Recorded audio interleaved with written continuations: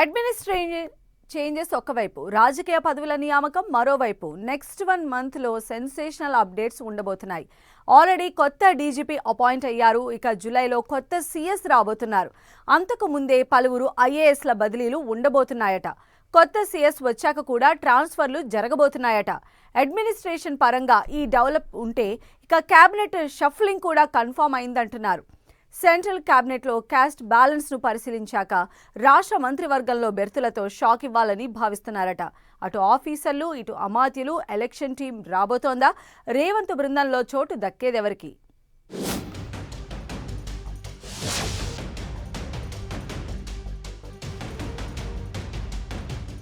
Secretariat centric గా big changes ఖాయమా?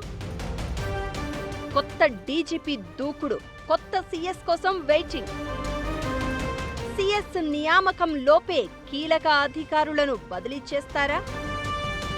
Cabinet shuffling కు కూడా టైం ఫిక్స్ చేయబోతున్నారా?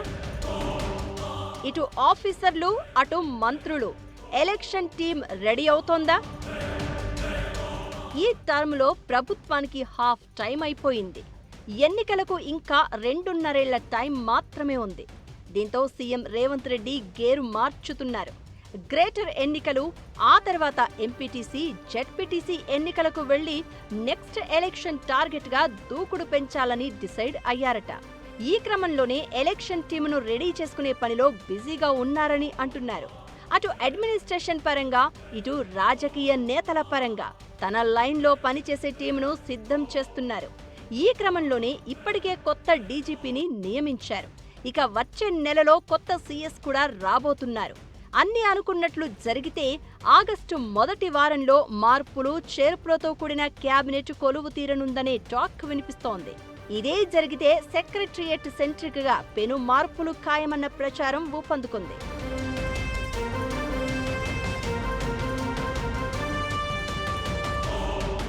క్యాబినెట్ విస్తరణ టాక్స్, మంత్రివర్గ ప్రక్షాళన అంటూ లీకులు, రేపో మాపో క్యాబినెట్ షఫ్లింగ్ ముహూర్తం కూడా ఫిక్స్ అంటూ ప్రచారం.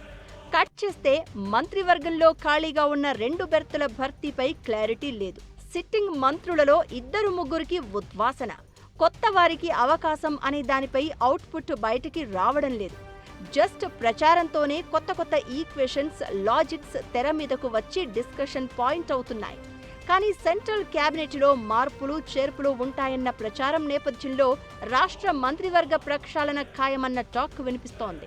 కేంద్ర మంత్రివర్గంలో క్యాస్ట్ ఈక్వేషన్స్ ను ఎలా బ్యాలెన్స్ చేశారు, ఏ కులాలకు ఏ ప్రాతిపదికన అవకాశం కల్పించారో బేరీజు వేసుకుని స్టేట్ క్యాబినెట్ షఫ్లింగ్ చేయాలని డిసైడ్ అయ్యారట. ఎందుకంటే కేంద్రంలో ఉన్న బీజేపీనే తమకు మెయిన్ టార్గెట్ గా భావిస్తున్నారట హస్తం పెద్దలు.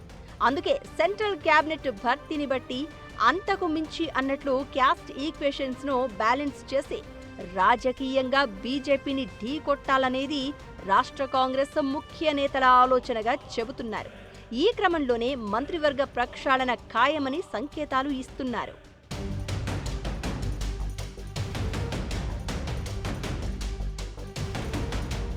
రాజకీయ పదవుల విషయంలో ప్రభుత్వ పెద్దల ఆలోచన అలా ఉంటే, ఇక అడ్మినిస్ట్రేషన్ పరంగా కీలక డెసిషన్స్ తీసుకోబోతున్నారట. ఇప్పటికే కొత్త డీజీపీని నియమించారు.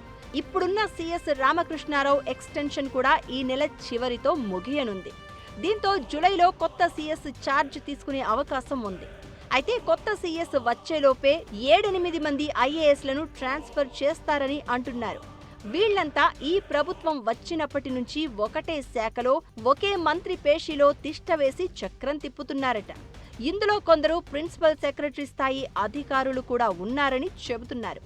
ఈ మధ్య ఓ డిపార్ట్మెంటులో జరిగిన బదిలీల్లో వివాదమైన నేపథ్యంలో సంబంధిత శాఖ ప్రిన్సిపల్ సెక్రటరీతో పాటు 2-3 మంత్రులకు క్లోజ్ గా అటాచ్ అయి తాము చెప్పిందే ఫైనల్ అన్నట్లుగా బిహేవ్ చేస్తున్న పలువురు ఐఏఎస్లను ట్రాన్స్ఫర్ చేస్తారని గుసగుసలు వినిపిస్తున్నాయి. పనితీరు మార్చుకోకుండా కీలక శాఖల్లో తిష్టవేసిన వారిని బదిలీ చేసి తీరాలని డిసైడ్ అయినట్లు తెలుస్తోంది.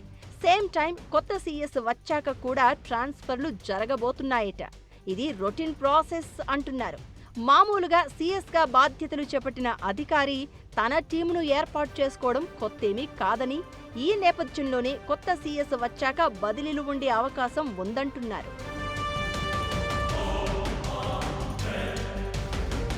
అటు అధికారుల బదిలీ, ఇటు పలువురు మంత్రులకు ఉద్వాసన. శాఖల మార్పు వంటి నిర్ణయాలు తీసుకోబోతున్నారట సీఎం రేవంత్. ఒకవేళ కీలక శాఖల్లో ఉన్న అధికారులను ఇంకో చోటకు మార్చినా, మంత్రులను తప్పించి కొందరికి శాఖలను మార్చినా ఎలాంటి సిచ్యువేషన్స్ కు దారి తీస్తుందోనన్న డిస్కషన్ నడుస్తోంది. అటు ఆఫీసర్లలో ఇటు మంత్రుల్లో మార్పులు చేసేదే ఎన్నికల కోసం. కానీ ఆ చేంజెసే రచ్చకు, సమస్యలకు దారి తీస్తే పరిస్థితి ఏంటన్న గుసగుసలు కూడా మొదలయ్యాయి. కొందరు మంత్రుల దగ్గర ఉన్న అధికారులను పట్టుబట్టి బదిలీ చేస్తే అమాత్యులు హర్ట్ కావచ్చు. ఆ సీనియర్ ఐఏఎస్లు కూడా అధికారిక వర్గాల్లో అసంతృప్తిని రాజేసే అవకాశం లేకపోలేదు. ఇక మంత్రులను తప్పించినా, శాఖలను మార్చినా అది ఇంకా పెద్ద తలనొప్పిగా మారే ప్రమాదం ఉంది. పదవులు కోల్పోయే అమాత్యులు రచ్చకెక్కుతారేమోనన్న ఆందోళన కూడా కనిపిస్తోందట. మరోవైపు కోరుకున్న శాఖలు దక్కని మంత్రులు కోల్డ్ వార్తో డిస్టర్బెన్స్ క్రియేట్ చేయొచ్చు. కొత్త ఎలక్షన్ టీంను ఏర్పాటు చేసుకునే క్రమంలో సీఎం రేవంత్కు తలనొప్పులు తప్పేలా లేవన్న టాక్ సెక్రటరియట్ వర్గాల్లో వినిపిస్తోంది. అటు ఐఏఎస్ల బదిలీలు, ఇటు మంత్రివర్గంలో మార్పులు చేర్పులతో ఎలాంటి సంచలనాలు ఉంటాయో వేచి చూడాలి మరి.